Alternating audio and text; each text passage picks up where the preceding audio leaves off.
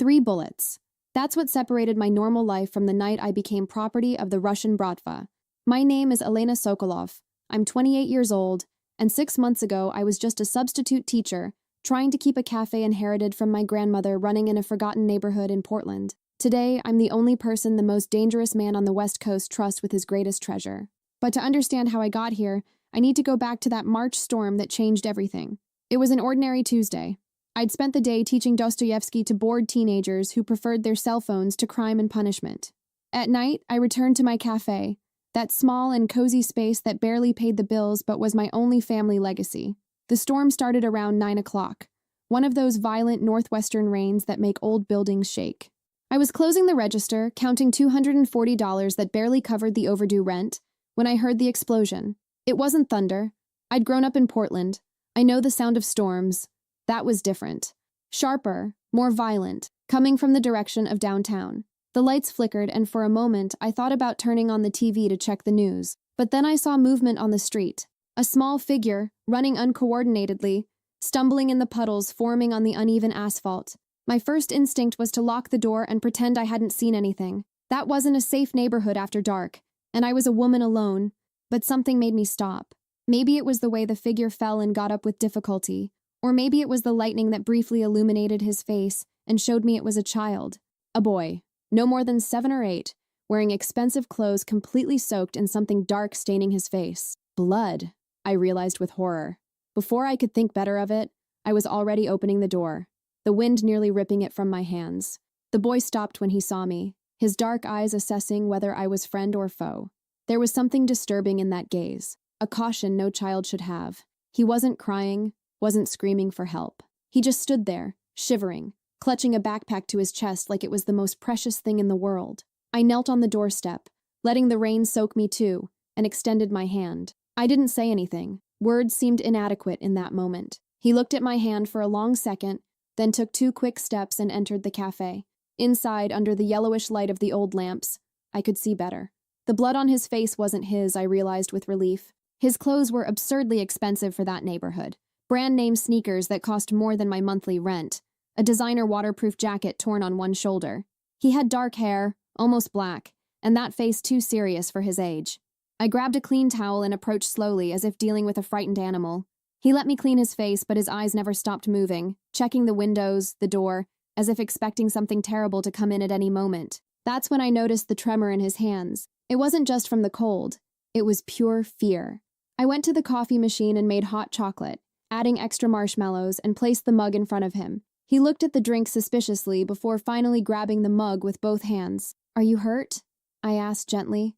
He shook his head no, but said nothing. His eyes fell on the small bookshelf I kept in the corner of the cafe, used copies I sold for a few dollars. He focused on a specific title, Crime and Punishment, the edition in Russian that my grandmother had brought from the old country. Something changed in his expression. "You read Russian," he said, not as a question, but as a statement. His voice had a slight accent, almost imperceptible, but it was there. "My grandmother was from Moscow," I replied. "She taught me." He nodded as if that explained something important. "My name is Nikolai," he said finally, with a strange formality for a child. "Nikolai Volkov." The last name hit me like a punch in the stomach. Volkov. I'd read that name in newspapers, always in articles about organized crime, always with words like alleged and suspect because nothing was ever proven. The Volkov family controlled half of Portland's underworld, the rumors said, and I had their son in my cafe. "We need to call your parents," I said, trying to keep my voice calm. He tensed immediately, his fingers gripping the mug so tightly I thought it might break. "Can't use phone," he said quickly. "They track. Francis taught me. Whenever there's danger, never use phone. Francis was my bodyguard. He told me to run when the men started shooting." His voice broke on the last word, and for the first time, I saw the child behind the mask of control. "There was so much blood," he whispered, looking at his hands as if he could still see it. "Francis fell and didn't get up. I ran like he told me. I kept running until I couldn't breathe anymore." My heart tightened. This child had witnessed a murder. He'd fled for his life through a storm, not knowing if he was safe or if the men who killed his bodyguard were still chasing him. And somehow he'd found my cafe, my door, my decision to open instead of lock. "You're safe now," I said, though I wasn't sure it was true. "We'll figure out a way to get you home, to your father." He looked at me with those eyes too old for his age, and I saw something that scared me. It wasn't fear of his father, but fear for his father. My father will be worried, he said softly. When he gets worried, people die. It wasn't a threat. It was just a statement of fact, said with the same casualness that another child might say the sky is blue. In that moment, as the storm raged outside and that scared boy drank hot chocolate in my cafe, I had no idea I'd just opened a door I could never close again. I didn't know that in less than an hour, armed men would invade my little sanctuary. I didn't know I'd meet Maxim Volkov, the man whose name made seasoned criminals tremble. And I certainly didn't know that night was just the beginning of a journey that would take me into a world where love and violence danced together, where redemption came at the price of blood, and where a simple teacher would become the only person capable of humanizing a monster. They arrived exactly 23 minutes later. I know because I was looking at the clock on the wall, counting the minutes and trying to decide what to do. Nikolai had fallen asleep in the chair, exhausted from the trauma and the escape, his head resting on the table next to the empty mug. I'd covered his shoulders with my jacket and was seriously considering breaking his rule and calling the police when I heard the sound of screeching brakes outside. It wasn't one car. It was several.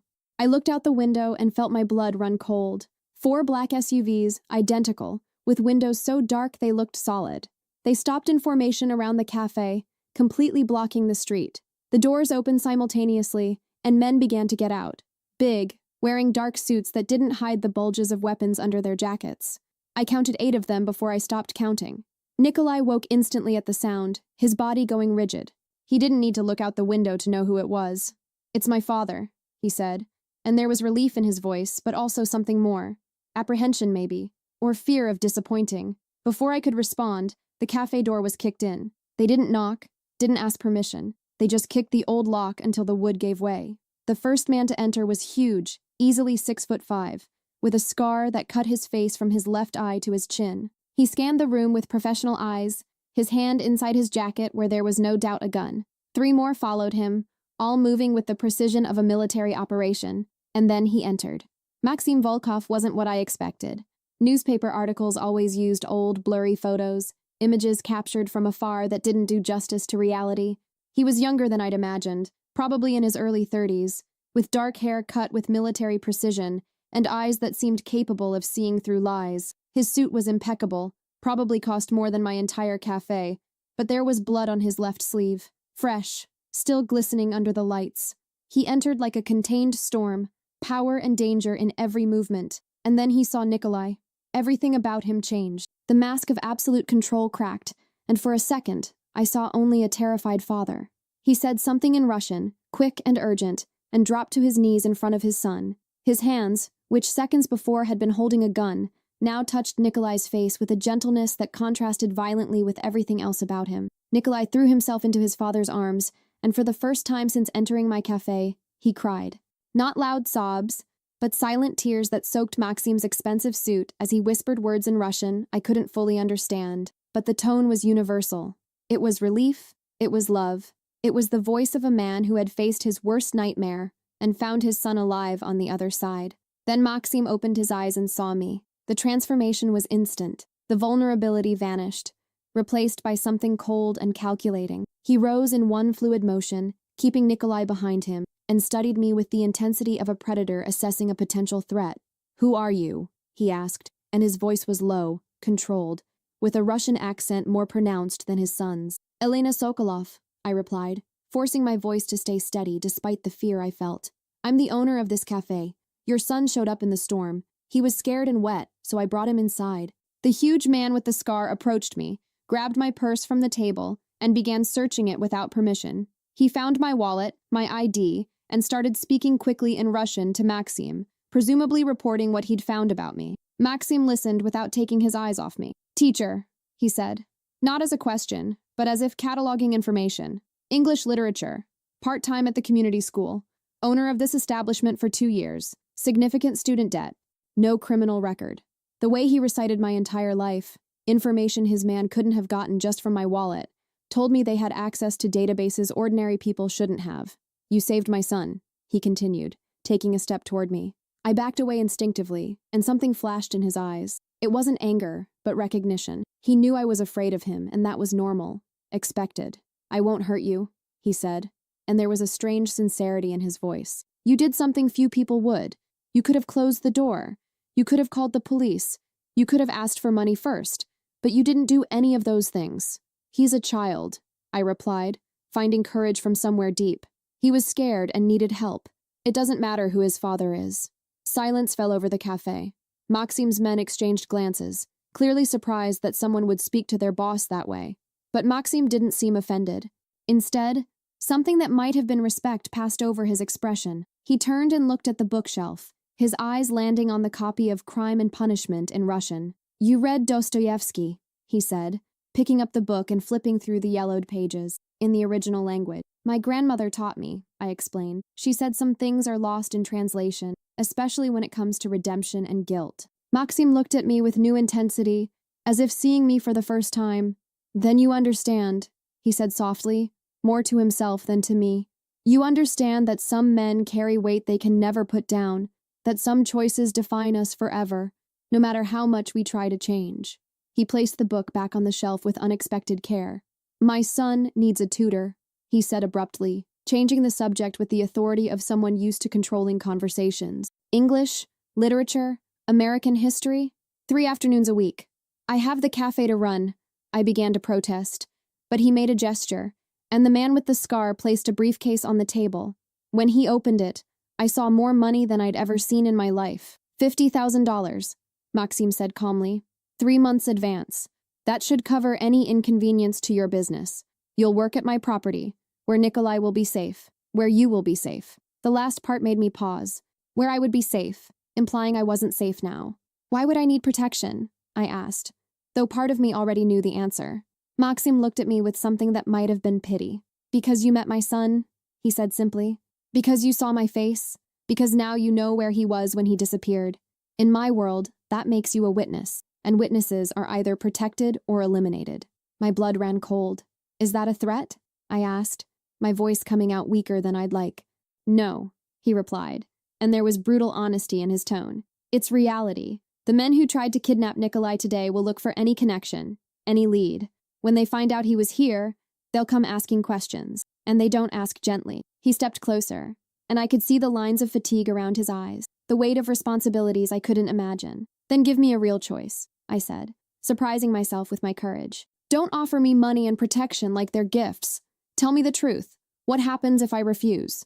Maxim studied my face for a long moment, then did something unexpected. He smiled, but there was no humor in that smile, just recognition from someone who rarely encountered honesty. If you refuse, he said slowly, I'll place guards on this street. They'll follow you wherever you go.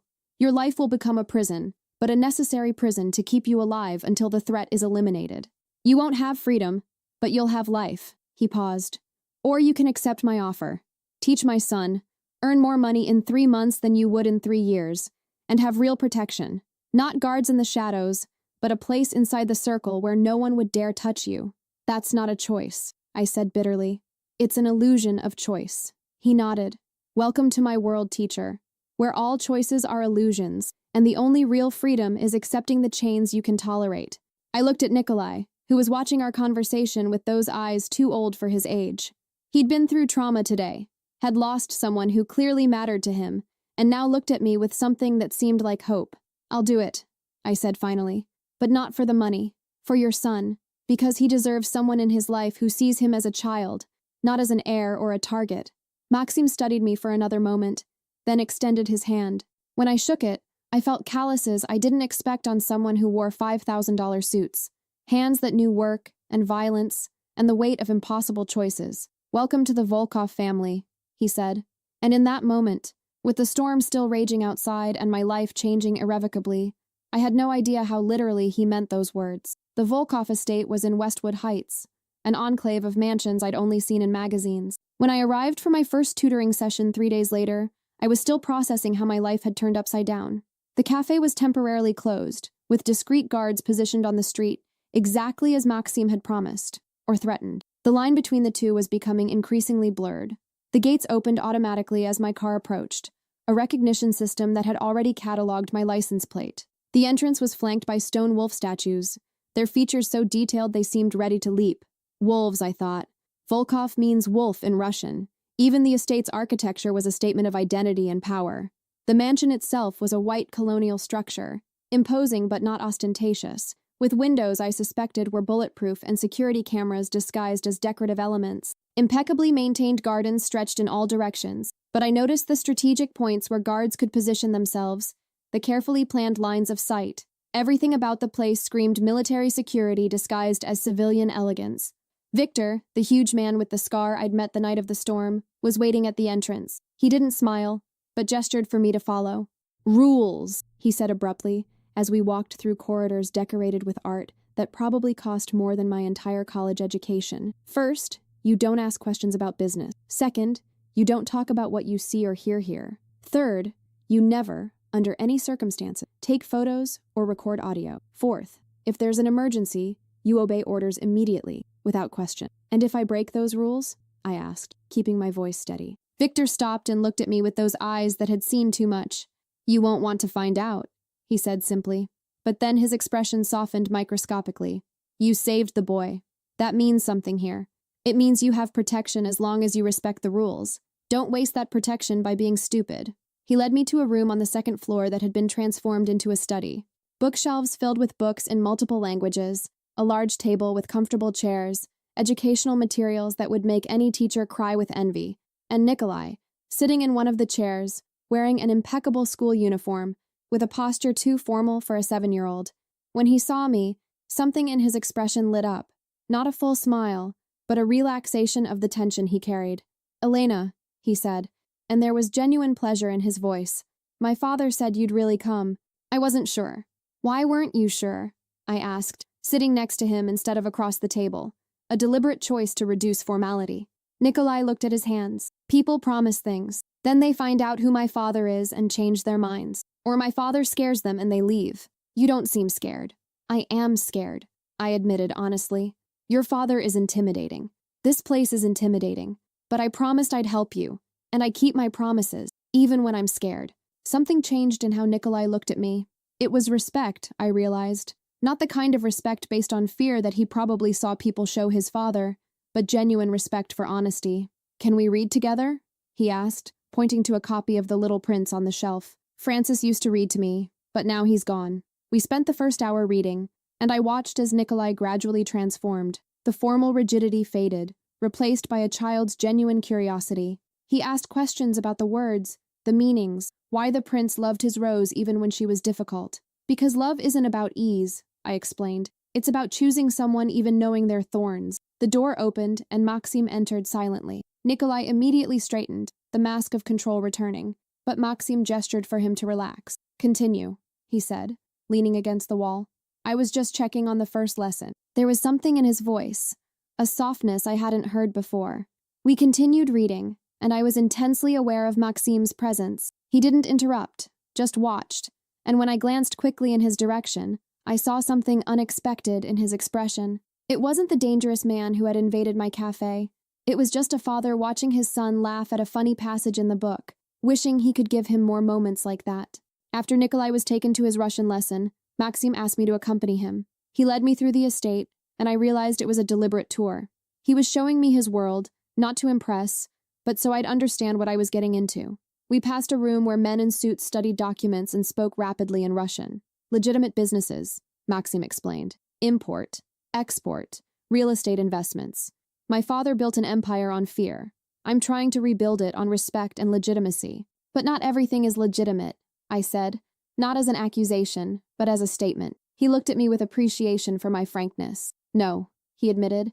"Transformation takes time. There are old contracts, obligations I can't just abandon without consequences, men who depend on certain operations to survive, families that would be destroyed if I cut everything off abruptly. So I make a gradual transition, moving pieces slowly." "Why tell me this?" I asked. "Why show me all this?" Maxime stopped in front of a window overlooking the gardens where Nikolai was now playing with a huge dog.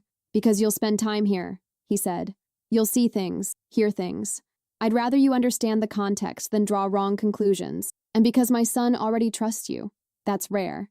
He doesn't trust easily. Neither do you," I said. And it wasn't a question. Maxime smiled, but it was a sad smile. "No," he agreed. "Trust is a dangerous luxury in my world. But sometimes, very rarely, you find someone who deserves the risk. He looked at me directly. You read Dostoevsky. You understand concepts of guilt and redemption. You believe men can change. I believe men can try to change, I corrected. Whether the change really happens depends on how many demons they're willing to face. Maxime nodded slowly. Wise words, teacher. Maybe you'll teach more than just English to my son. Maybe you'll teach me something too. Before I could respond, Victor appeared, his expression tense. We have a situation, he said in Russian, but I understood enough. The Baranovs made a move. Maxime transformed instantly, all softness vanishing. Take the teacher home, he ordered. Secure route, full check, and double security at her cafe. He turned to me, and I saw the weight of responsibilities descending on his shoulders like a physical man. I'm sorry, he said. This is exactly what I wanted to avoid. You entering this world means you become a target. The Baranovs are a rival family, old guard opposing my attempts at legitimization. They see change as weakness. Will I be safe? I asked directly. He held my gaze. As long as I breathe, yes. I protect what's mine. And you, teacher, just became part of what I protect. There was promise in those words, but also possessiveness that should have scared me. Strangely, it didn't. Or maybe I was just starting to understand that in Maxim Volkov's world, being protected and being owned were the same thing. Victor escorted me out, and the whole way back to my house, I couldn't stop thinking about Maxim's words. What's mine? As if by a simple decision to help a scared child, I'd become property of a criminal empire. I should have felt trapped. Instead, for the first time in years, I felt strangely safe. As if after years fighting the world alone, someone had finally decided to fight beside me, even if that someone was the most dangerous man I'd ever met. The threat arrived in the form of an unmarked envelope, slid under the door of my cafe on a Thursday morning. I'd just opened, the smell of fresh coffee filling the air, when I noticed the white paper against the dark floor. My first thought was that it was junk mail, but something about how it was positioned, perfectly centered, made me pause. Inside was a newspaper clipping about a warehouse fire in the industrial zone 3 days ago. 3 men had died, all with known connections to the Volkov organization, and in the margin, written in careful handwriting, 3 words in Russian that my grandmother had taught me. Volkov is next. It wasn't a vague threat. It was a specific promise. Someone was saying Maxim would be next, and that they'd identified me as a connection to him.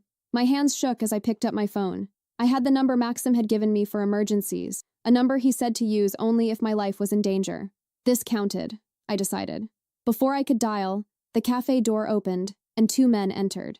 They weren't the discreet guards I'd learned to recognize. They were different. Older, wearing clothes that tried to look casual but failed, and eyes that assessed the environment with predatory intent. Coffee, one of them said in English with a heavy accent. 2, black. I moved to the coffee machine, keeping my hands busy while my mind raced. They sat at a table with a clear view of the door and windows, tactical positioning that wasn't accidental. They were professionals, and they were here for me. I prepared the coffees with hands I forced to stay steady, and when I placed the cups on their table, the second man spoke. You're Elena Sokolov, he said. It wasn't a question. Teacher, works for Volkov now, teaches his bastard. I didn't respond, just started to walk away, but he continued. You know what happens to people who work for Volkov? They disappear, or they burn, like that warehouse. I need you to leave, I said, my voice coming out steadier than I expected. This is a private establishment, and I can refuse service. The first man laughed, a humorless sound. You have courage, I'll give you that. But courage doesn't stop bullets, doesn't stop fire. You're a teacher, smart woman. You should understand simple math. Volkov has enemies. Enemies don't care about innocent teachers who get in the way. The cafe door opened again, and Victor entered like a contained storm. He assessed the situation in a second, his hand moving inside his jacket where I knew there was a gun.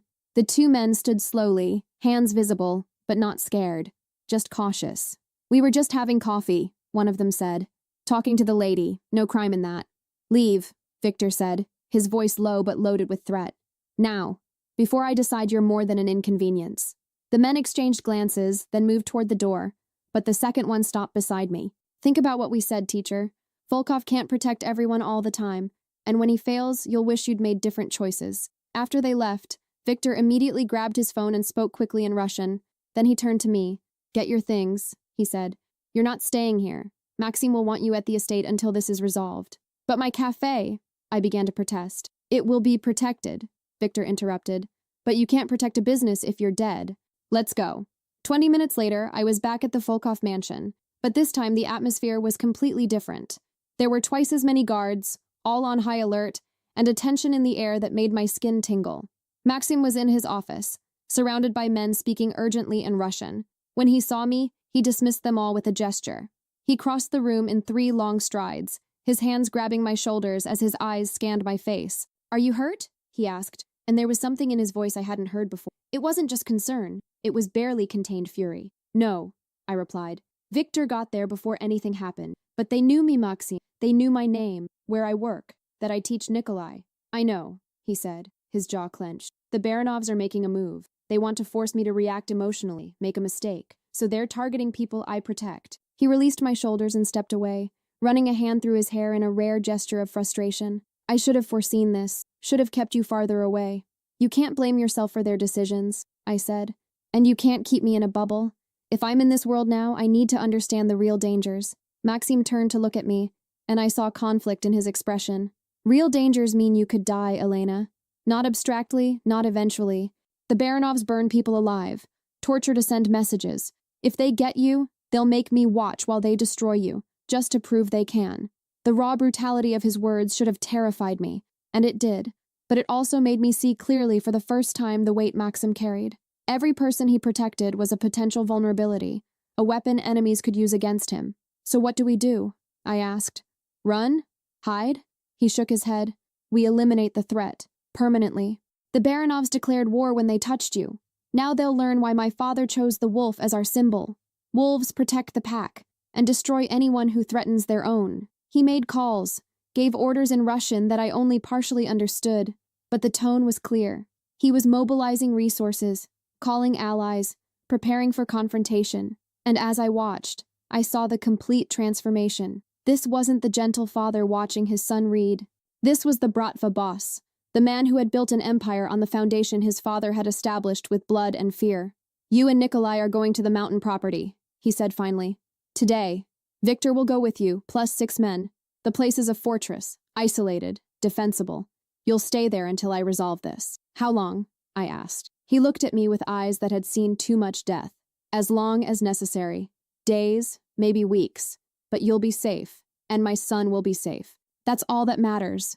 Nikolai was informed carefully, Maxim kneeling to speak to him in Russian before switching to English. "It's like a vacation," he said, but I saw that Nikolai wasn't fooled. He had lived in this world long enough to recognize when he was being protected from a real threat. "I'll be fine, Papa," he said with a seriousness that broke my heart. "Elena will take care of me, and you'll take care of the bad men." Maxim hugged his son with an intensity that spoke of fear he wouldn't voice. "Always, Sin," he whispered. "I'll always take care of the bad men, so you can grow up in a world better than mine." When he stood, there was moisture in his eyes that he blinked away quickly. Before we left, Maxim pulled me aside. "There are weapons on the property," he said quietly. "Victor will teach you to shoot if necessary." "I've never held a gun," I protested. He held my gaze. "You will now. Because I can't be there to protect you, and I need to know you can protect my son if something goes wrong. Would you do that, Elena? Protect Nikolai if necessary?" "Yes," I replied without hesitation. He nodded, something like gratitude passing over his expression. "That's why I trust you. Not because you have no fear, but because even with fear, you choose to stay. You choose to protect. That's real courage." The trip to the mountains was tense. 3 SUVs in convoy, taking indirect routes to ensure we weren't followed. Nikolai slept most of the way, emotionally exhausted, his head in my lap. And as I watched the trees pass by the window, I wondered how I had ended up here. 2 weeks ago, my biggest worry was paying rent. Now I was fleeing Russian mobsters, heading to a hideout in the mountains, preparing to learn to shoot to protect a child who wasn't mine but had somehow become my responsibility. And the strangest thing of all was that I didn't regret it. I probably should. I should wish I'd never opened that door in the storm. But when I looked at Nikolai sleeping confidently beside me, when I thought of Maxim preparing for war to keep us safe, I knew I'd do it all again. Because some choices aren't really choices. They're calls you can't ignore, no matter the cost. And this was mine. The mountain property was different from the mansion in Westwood Heights. Where that one was elegance and ostentatious power, this was brutal functionality disguised as a modern retreat. Glass and steel nestled among ancient pines, with sightlines carefully calculated and defensive points integrated into the architecture. It was beautiful, but it was a fortress first. a home second. Victor established the perimeter immediately, positioning men in rotating watches that covered every angle of approach. He showed me the room that would be mine, spacious with a view of the valley below, and then took me to a room he simply called the arsenal. Shelves of weapons organized with military precision, from pistols to rifles, each one clean and perfectly maintained. "You learn today," he said, selecting a smaller pistol. Glock 19, good for beginners, reliable, not excessive recoil.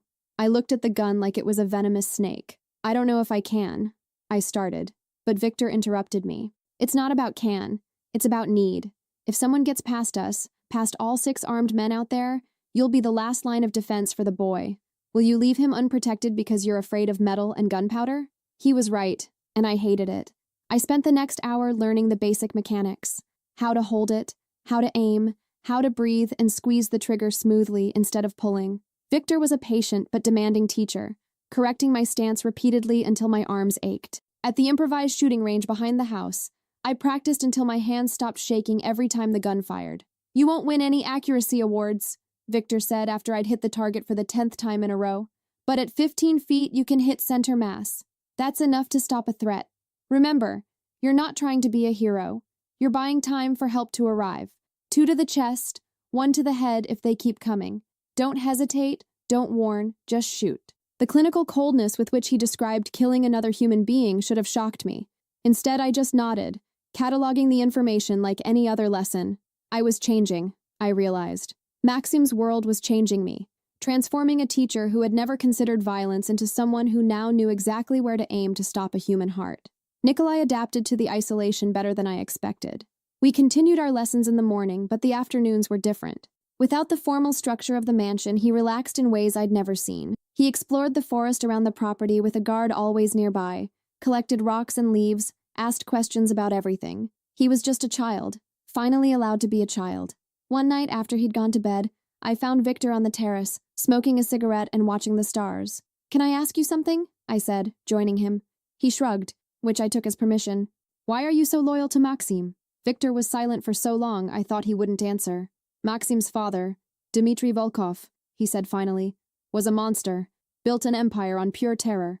No code, no honor, just power and fear. When I was 17, Dmitry killed my family, father, mother, little sister, because my father owed money and couldn't pay." He paused, taking a deep drag. "Dmitry was going to kill me too, but Maxim, who was only 15, intervened. Told his father wasting young labor was stupid, that I could be useful." Victor turned to look at me, and I saw ancient pain in his eyes. Maxim saved me that day, not out of kindness, but pragmatism. But later, when no one was looking, he told me he was sorry, that his father was wrong, that he would do things differently when it was his turn. I didn't believe him then, but I watched over the years as he slowly, carefully, started to change things. Less unnecessary violence, more legitimate businesses, protecting families instead of destroying them. "So you believe he can really change?" I asked. "That he can leave this world behind?" Victor shook his head. "Not completely. Blood doesn't wash off that easily. But he can do better. He can give his son a chance he never had, a chance to choose a different path. And for that, I'd give my life. Because Maxim Volkov is proof that even men born in darkness can reach for light." My phone rang, Maxim's number appearing on the screen. I answered immediately. "How are things there?" he asked, and I could hear the weariness in his voice. "Safe," I replied. "Nikolai is fine. Victor taught me to shoot today." There was a pause, then something that might have been a low laugh. "Of course he did. Victor takes security very seriously. Are you okay, Elena? Really okay?" I was strangely honest in that moment. "I'm scared," I admitted, "but I'm also okay. Nikolai needs me here, and that gives me purpose. How are things there?" "Complicated," he said, and I could hear the underlying tension. "The Baranovs are entrenched. They have more support than I thought. Old guard that resents my changes. This will be a long war, not a quick battle." "How long?" I asked. "I don't know," he admitted, and the vulnerability in his voice surprised me. "Weeks, maybe months. I hate this, Elena. I hate that you and Nikolai are hiding like criminals when you're the only pure things in my life. I hate that my past, my father's choices, are putting you in danger." "It's not just your father's choices," I said gently. "They're yours too. You chose this path, even if you're trying to leave it now." Silence on the line, then he sighed. "You're right. As always, it's one of your most irritating qualities, teacher, that you see through justifications and go straight to the truth. A maxim, I said, and then stopped, not knowing how to verbalize what I was feeling. He waited, patient. Be careful, I finally said. Nikolai needs his father. And I realized with surprise, need you too. Here, alive. Not turned into a martyr for a war that started before you were born. Elena, he said, my name coming out rough. When this is over, when it's safe, we need to talk about what this is between us. Because it's not just about Nikolai anymore, is it? No, I admitted, my heart racing. It's not. Then survive, he said. Survive and come back to us. And I'll survive and come back to you. And then we'll figure out what to build on the ruins of my past. After we hung up, I stayed on the terrace for a long time, watching the stars and thinking about the impossibility of my situation. I was falling in love with a mafia boss, a man with blood on his hands and enemies who wanted me dead just by association. It should be insane. It probably was insane. But when I thought of Maxim, I didn't see a monster. I saw a man fighting against a legacy he didn't choose, trying to build something better for a son he loved more than his own life. The days turned into weeks. Nikolai and I established a strange routine. Lessons in the morning, exploration in the afternoon, reading at night. Victor updated me on the situation in Portland, always edited so as not to alarm me too much, but I could read between the lines. There was violence, clashes, casualties on both sides. Maxim was fighting a war on multiple fronts, against the Baranovs and against factions within his own organization that saw change as betrayal. Nikolai sensed the tension, even though we tried to hide it. One night, he found me reading on the couch and sat beside me. Elena, he said, his voice small. Is my dad going to be okay? He always is, but this time it feels different. When I talk to him on the phone, he sounds tired. I pulled the boy close, choosing my words carefully. Your dad is fighting a hard battle, I explained. He's trying to change things, make his world better. But change scares people. Some people prefer the old ways, even if the old ways are bad, so they fight against change. But my dad is strong, Nikolai said, more statement than question. He is, I agreed. But even strong people get tired. Even strong people need reasons to keep fighting. We're his reasons, Nikolai said with a certainty that surprised me. Me and you. He fights so I can grow up different. And he fights because you make him want to be better. I've seen how he looks at you, Elena. It's how he looked at my mom in the pictures. Like you're light in a dark place. The child's perception left me speechless. You're very observant for 7 years old. I finally managed. He shrugged. When you grow up in a world like mine, you learn to pay attention. You learn to see what people don't say. He looked at me with those eyes too old for his age. Do you love my dad? The direct question caught me off guard, but it deserved honesty. I'm starting to, I admitted, even though I probably shouldn't, even though it's complicated and dangerous. Nikolai nodded as if that made perfect sense. Love is always complicated, he said with wisdom beyond his years. My mom used to say that. That love is worth it exactly because it's hard. Anyone can love when it's easy. Special people love when it's impossible. In that moment, with that extraordinary child beside me, and a storm of violence raging miles away, I understood that I had crossed a point of no return. It was no longer about tutoring or protection or money. It was about family, strange and unconventional, forged in impossible circumstances. Maxim, Nikolai, and I, connected by choices none of us had planned, but all of us had made consciously. And no matter what came next, I knew I would fight for this family with everything I had, even if it meant becoming someone I never imagined being. The attack came in the 3rd week, on a moonless night when the darkness was absolute. I had just put Nikolai to bed, reading one more chapter of The Little Prince until his eyes closed. I was coming down the stairs when I saw Victor at the security system, his posture rigid, telling me immediately that something was wrong. Movement on the south perimeter, he said low, speaking into his radio. 3 contacts, possibly more. He turned to me, his expression grave. Get the boy. Take him to the safe room. Now. My training kicked in, fear pushed to the background by adrenaline and purpose. I ran back to Nikolai's room, waking him gently but firmly. We need to go to the special room, I said, using the code we'd established for emergency. He woke instantly, no questions, just nodding and grabbing the backpack he kept always ready. We went down a hidden staircase that led to the reinforced basement, a room designed to withstand virtually anything. 30-centimeter concrete walls, steel door, supplies for 2 weeks, and an arsenal that would make a small army happy. Victor locked us inside, his last instruction clear. Don't open for anyone except Maxim or me. No matter what you hear, No matter who asks. If anyone other than the two of us tries to enter, you know what to do. He looked at the gun on my belt, and I nodded. I knew what to do. I'd practiced until it was muscle memory. 2 to the chest, 1 to the head. The first shots came 5 minutes later. Not the crack of pistols, but the deeper roar of automatic rifles. Nikolai cringed beside me, and I pulled him close, covering his ears with my hands even knowing it was a futile gesture. The concrete muffled the sounds, but not completely. We could hear explosions, shouts, the chaos of battle happening above us. How long it lasted, I don't know. It could have been minutes or hours. Time distorted in that confined space, every second dragging as I prayed for Victor and his men to prevail. Nikolai was trembling, but he didn't cry. He just clung to me with a strength that would leave marks. His eyes squeezed shut. Then, silence. Worse than the shots, in a way. Silence meant the battle was over, but it didn't tell me who had won. I held the gun with hands I forced to stay steady, pointing at the door, waiting. If it wasn't Victor on the other side, I would have to shoot. I would have to kill to protect Nikolai. And I discovered, in that moment of crystal clarity, that I could. I would, without hesitation. Knocks on the door, the specific pattern Victor had taught me. 3 quick, 2 slow, 3 quick again. Safe code. I breathed for the first time in minutes and opened the door. Victor was there, blood staining his suit, but alive. Behind him, 2 of his men, both injured but functional. Of the other 4, there was no sign.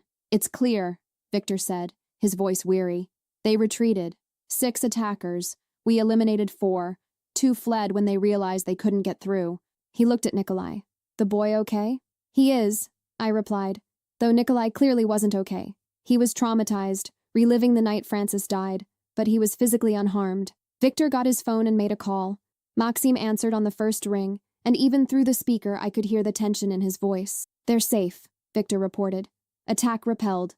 We lost Dmitri, Alexei, Mikhail, and Yuri, but the boy and the teacher are unharmed. There was silence on the line, then Maxim spoke, his voice loaded with emotion he rarely showed. Put Elena on the phone. Victor handed me the device, and I held it with hands still shaking from adrenaline. I'm here, I said. We're okay. Are you hurt?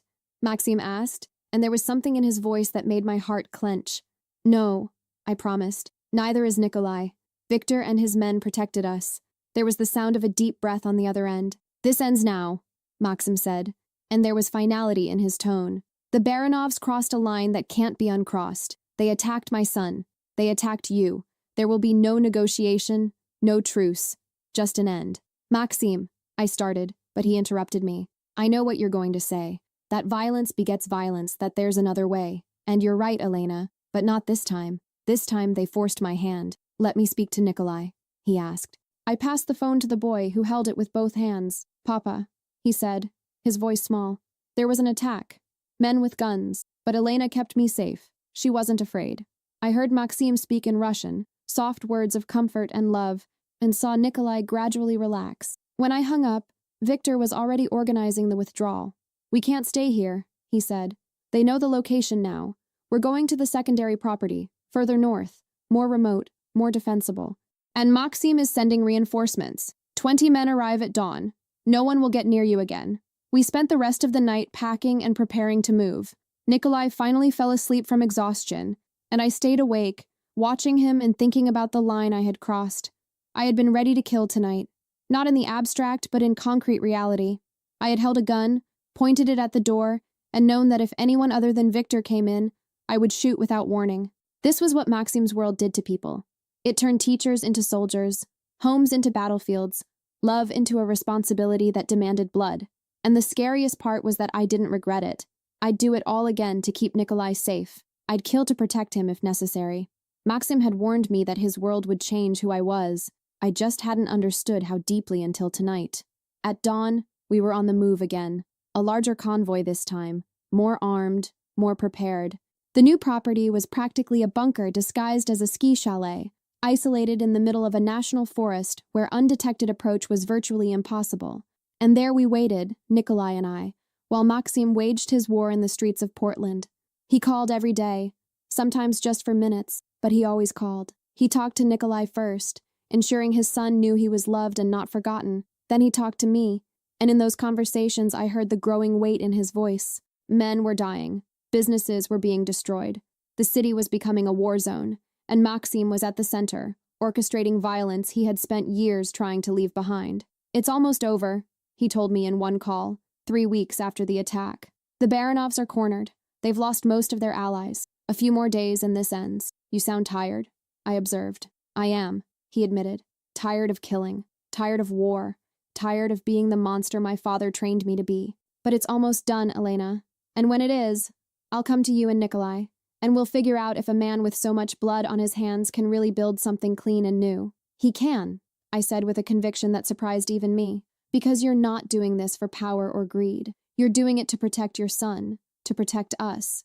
That makes a difference, Maxim. Intention matters." "I hope you're right," he said quietly. "Because if you're not, if I'm just a monster pretending at humanity, then I'm dragging you and Nikolai into the darkness with me, and that would be unforgivable." "You're not a monster," I said firmly. "Monsters don't care about redemption. They don't call every day to make sure their son knows he's loved. They don't carry the weight of every life taken. You're a man, Maxim, flawed, complicated, sometimes violent, but human, and humans can change.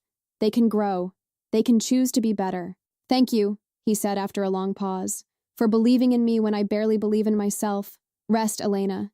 Keep my son safe for a few more days, and then I promise, this ends, and we can start building a life not defined by violence and fear." I hung up and looked at Nikolai sleeping, this boy who had lost so much but still had the capacity to trust, to love, to hope for a better future. And I made a silent promise. No matter what came, I would protect this child. I would protect his chance to grow up different from his father, and I would help Maxim find the redemption he sought, even if it meant walking through darkness beside him until we found the light on the other side. The war ended on a rainy Tuesday, exactly 5 weeks after the attack on the mountain property. Victor got the call at 6 in the morning, and I knew from his face that something had changed. "It's over," he said simply. "Alexei Baranov is dead. His lieutenants surrendered or fled the city. Maxim is coming here." He arrived at noon, driving himself instead of being driven, without the entourage of black SUVs. Just a man in a car, exhausted and stained with blood I hoped wasn't his. Nikolai ran to him the moment he stepped out of the vehicle, and Maxim caught him in his arms, burying his face in his son's hair. They stayed like that for a long time, father and son reunited after weeks of forced separation. When Maxim finally set Nikolai down, his eyes met mine. There was something different in them, not the calculated coldness I'd seen that first night, nor the carefully controlled vulnerability of our phone conversations. It was something deeper. Exhaustion, yes, but also resolution. As if he had walked through fire and emerged transformed on the other side. "We need to talk," he said quietly. "Victor, can you take Nikolai inside? Give him the gift I brought. It's in the back seat." Victor nodded, understanding we needed privacy, and took Nikolai, who looked back with concern, but obeyed. Maxim led me to the edge of the property, where the forest met the manicured lawn, and for a long moment we just stood there, looking at the trees. "I killed Alexei Baranov with my own hands," he said finally, his voice empty of emotion. "I didn't order it done. I did it myself." I looked in his eyes as he died and felt nothing. No remorse, no satisfaction, just emptiness. He turned to face me. "Does that make me a monster, Elena? That I can take a life and feel nothing?" "You feel," I corrected gently. "It's just not what you expected to feel. You don't feel remorse because he tried to kill your son, tried to kill me, killed 4 of your men. But you don't feel triumph either because you know every death, even justified, pushes you a little further from the man you want to be." Maxim closed his eyes, and I saw the tension leave his shoulders. "How do you always know exactly what to say?" he asked, almost smiling. "Because I see you," I replied. "Not the Bratva boss, not the monster your enemies fear. I see the man who kneels to his son, who calls every day even in the middle of war, who carries the weight of every choice like a personal cross. I see you, Maxim. All of you." He opened his eyes and took a step toward me, his hands cupping my face with a gentleness that contrasted with the violence I knew they had committed. "I love you," he said, the words coming out like a confession. "I know it's insane. I know you deserve better than a man with a past like mine. But I love you, Elena. You and my son are the only pure things in my life, the only things that make all the blood and all the darkness worth it." "I love you too," I admitted, and it was true. Against all logic, against all good sense, I had fallen in love with this impossible man, not despite his flaws, but with full awareness of them. I loved his devotion to his son, his constant struggle for redemption, the way he carried responsibilities that would break lesser men. I loved even his scars, physical and emotional, because they were part of who he was. He kissed me then, and it was different from any kiss I'd ever experienced. It wasn't just desire, though there was that too. It was promise. It was commitment. It was two survivors finding refuge in each other after a storm that nearly destroyed them. When we pulled apart, we were both trembling. "What do we do now?" I asked. "How do we build a normal life after all this?" Maxim ran a hand through his hair, a rare gesture of uncertainty from him. "I don't know if a normal life is possible," he admitted. "But we can try for something close. The Baranovs are eliminated, but that created a power vacuum. Other families will try to fill it. I'll spend the next months consolidating control, but this time on my terms. Less violence, more legitimacy. Real transformation, not just superficial." "And us?" I asked. "Where do we fit into this?" He pulled me close, his arms around me like a fortress. "You're the center," he said. "Everything I do now is to create a world where Nikolai can grow up safe, where you can live without fear, where maybe, eventually, we can be a real family. Not just circumstances forcing us together, but a conscious choice to build something together." We went back inside and found Nikolai playing with the puppy Maxim had brought, a German shepherd that would be both companion and protection when it grew. The boy was radiant, laughing in a way I hadn't heard in weeks. When he saw us, he ran to hug us both, his small arms trying to wrap around us together. "Are we a family now?" he asked, looking between us. "For real?" Maxim looked at me, the question in his eyes, and I nodded. "We are," Maxim confirmed. "For real. A strange family, maybe. Unconventional, but real." Nikolai smiled, and in that smile, I saw the future. Not perfect, not without challenges, but possible. The following months were a period of adjustment. We returned to Portland, but not to the mansion in Westwood Heights. Maxime bought a smaller property, still secure but less ostentatious, in a neighborhood where Nikolai could go to a normal school and have friends. I reopened my cafe, but this time with investment that turned it into a thriving business. I continued teaching Nikolai, but now as part of family life, not a contractual obligation. Maxim kept his word about transformation. Illegal operations were systematically shut down or transferred to associates he no longer controlled. Legitimate investments grew, real companies with real employees and taxes paid. It wasn't quick, and it wasn't easy. There was resistance, both internal and external. But gradually, the empire built on blood began to transform into something that could survive in the daylight. It wasn't perfect. There were nights when Maxim woke up sweating, haunted by the faces of men he had killed. There were days when Nikolai had nightmares about Francis and the night of the storm.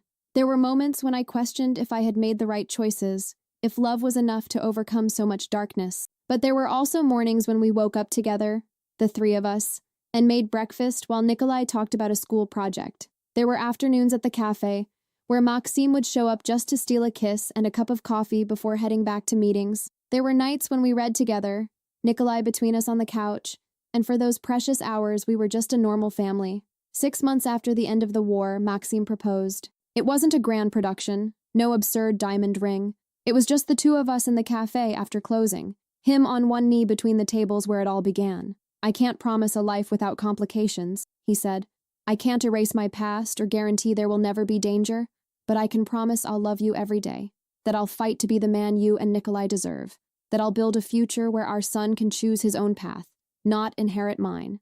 I said yes. Not because I believed in fairy tales or guaranteed happy endings, but because I believed in him. I believed in his struggle for redemption, in his love for Nikolai, in his capacity for change. And because I had learned that true love isn't about perfection, it's about choosing someone, completely, with all their demons and scars, and deciding they're worth fighting for. We married in a small ceremony, just close family and a few loyal friends like Victor.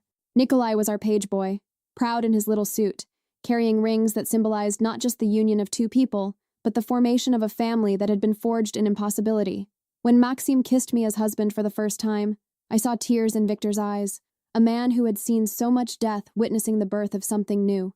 The life we built wasn't the one I had imagined when I was a young teacher with simple dreams. It was more complicated, more dangerous, more challenging, but it was also richer, deeper, more real. I had found purpose not just in teaching, but in helping shape the future of an extraordinary child. I had found love not in a safe and predictable place, but in the arms of a man who challenged me to be stronger, braver, more complete. And Maxime, the man born in darkness and trained to be a monster, found his redemption not in absolution for his sins, but in the daily struggle to be better. For his son, for me, for himself. He would never be a saint. The scars were too deep, the past choices too heavy. But he was good. In the ways that mattered, in the ways that counted, he was a good man, trying to build a good life on an imperfect foundation. Years later, when Nikolai graduated high school with honors and acceptance to a prestigious university, the three of us stood together watching the young man he had become. Strong but kind, smart but humble, aware of his past but not defined by it. He had chosen to study social justice, wanting to use his privilege and resources to help others. "You did this," I said to Maxim that night. "You gave him the choice you never had." "We did this," he corrected, pulling me close. "You showed me redemption was possible, that a man isn't defined just by where he starts, but by the direction he chooses to walk." We watched Nikolai laughing with friends, free from the shadows that had haunted his childhood, and knew that every hard choice, every moment of fear, every sacrifice had been worth it. This is my story. The story of how a storm brought a scared child to my door and changed everything. How a simple act of kindness led me into a world of darkness, but also showed me that even in the deepest darkness, light can be found. How love can bloom in impossible places between unlikely people and create something beautiful from ruins and blood. It's not a fairy tale. It's better than that. It's real. And it's ours.